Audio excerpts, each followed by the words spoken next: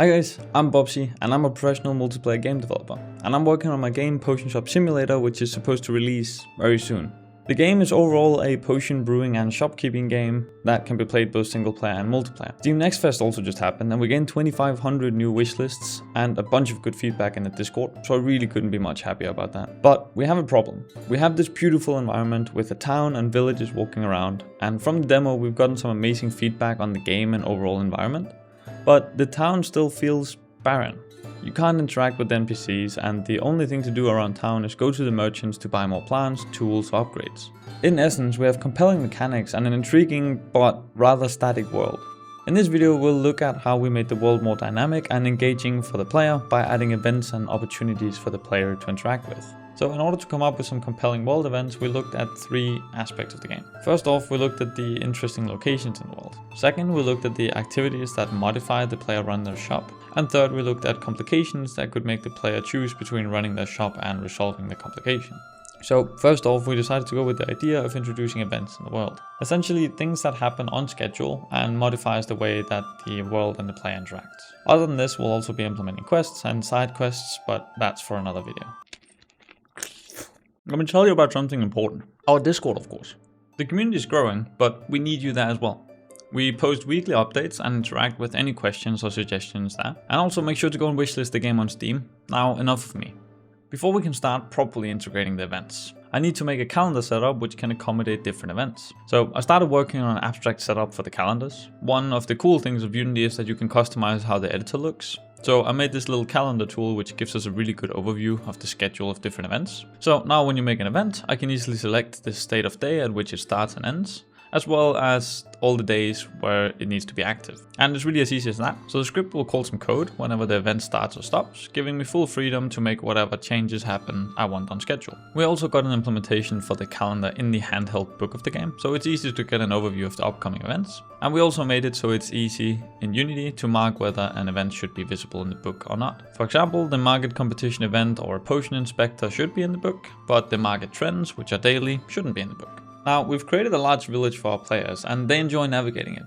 But aside from visiting merchants, there aren't really compelling reasons to visit it, as the main gameplay takes place in the player's own shop and customers come to you. So we took a closer look at the village and identified some of the spots we wanted to highlight. So first of all, we looked at the docks. It's an interesting area and it has a different ambience than the rest of the village, and ships arriving could give a good sense of wider world. We settled on adding a traveling merchant which would offer unique goods from distant lands. I think it brings some really nice layers of RNG without being unfair, and also adds a nice layer to the endgame. So he'll arrive once or twice a week and hang around for most of the day. He'll present a small selection of either wares that you can already buy but cheaper, or rare wares that you can't get anywhere else, like rare plants, ingredients and decorations. This hopefully should make it worth for the player to keep an eye on the traveling merchant, and especially as they get further into the late game where they need the more rare goods. Now looking further into the town, we have this lovely square centered around a massive tree. It seemed like the perfect place to add a market day event. This was especially interesting as it allows us to modify the core aspects of our game.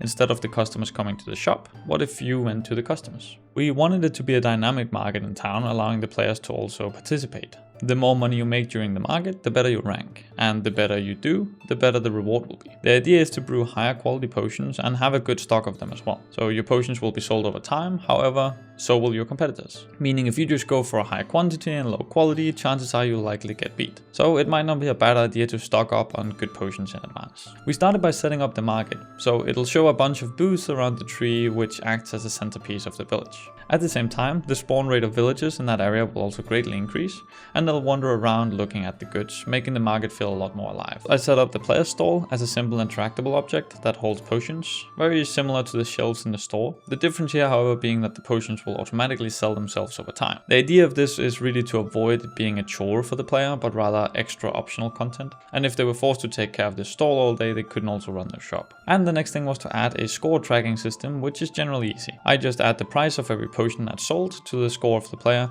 and at the same time we simulate the opposition scores as well in order to pose a good challenge for the player. From here we simply needed some setup to display the scoring, and voila, we've got a market competition showing up in the town as well. Now, even with the mechanics feeling solid, diversity is definitely required. That's why we felt it would be great to also add events that modify the core aspects of the game. So we decided to focus on 2 key variables, the customers and the potions you brew. So the first one we found really obvious to make is a rush hour. All we really had to do is increase the spawn rate of shoppers, and the rest really handles itself. That being said, we also handle the spawn rate dynamically in the background to make sure that the player never gets too overwhelmed if they don't have enough inventory, but also shouldn't get too overstocked. So the rush hour is really meant as sort of a small event to prepare for if you want to get the most out of it and get your excess stock out and get some good reputation gain in a very small time frame. We're hoping here that players will be preparing in advance with a larger supply of potions and prioritize quick brewing as opposed to more time consuming potions, which should allow for more variance between days. Now for modifying the potion type outputs, we added the market trend mechanic. The player would look at the trends at the start of the day and decide which plants to harvest and potions to brew based on that. This would again introduce a higher level of strategy and variance to the gameplay. Now the market trends are really meant to maximize the player's output, so this is more so if you're really interested in min-maxing your game. Most days there'll be a market trend showcasing what potions is interesting for the day, meaning that the potion or potions will be selling for more that specific day.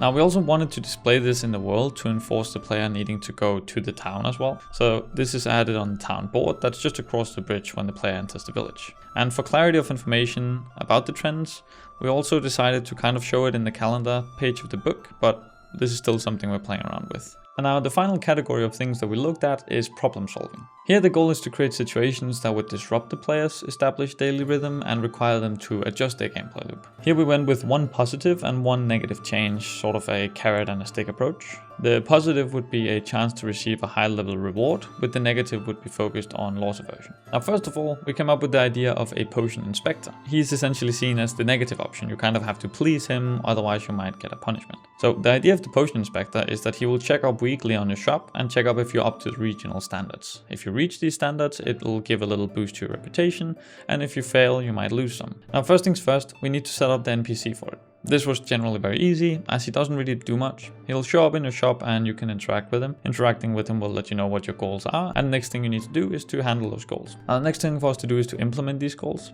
But as we already had a task system in the game before, majority of the code already existed for this, and it was actually really easy just setting it up with some new goals, and of course we have to balance out the content for it. And now out of the problem solving ones, this is the positive option. The idea is royal requests, so here the player would receive an important request from the king, as he must brew a specific and typically more difficult and high quality potion and have it ready by the end of the day. They can choose to ignore the request and proceed as usual, or they can fulfill it and receive a substantial reward. So the player must really weigh the pros and cons of dedicating some of the day to this more complicated task, whether they want to aim for the great reward or proceed at running their shop as usual. Implementation of this was once again fairly simple. Similar to the potion inspector, majority of the functionality for this already exists thanks to the side quest setup. And so we simply needed to set up the content to make sure that it's balanced and suitable for the player. Now in future videos we'll be going over the main story and the side quest setup, but I think this is enough for now. So thank you very much for watching, and I hope you enjoyed this look at our game's event system. This already has made the game feel a lot more alive, and gameplay experience is way more varied. So now, yeah, as I mentioned, the next big goal is really going to be the quests, and hopefully also you guys in the comment can leave some good ideas for maybe some other events that we could add, or some ideas for the quest line or whatever.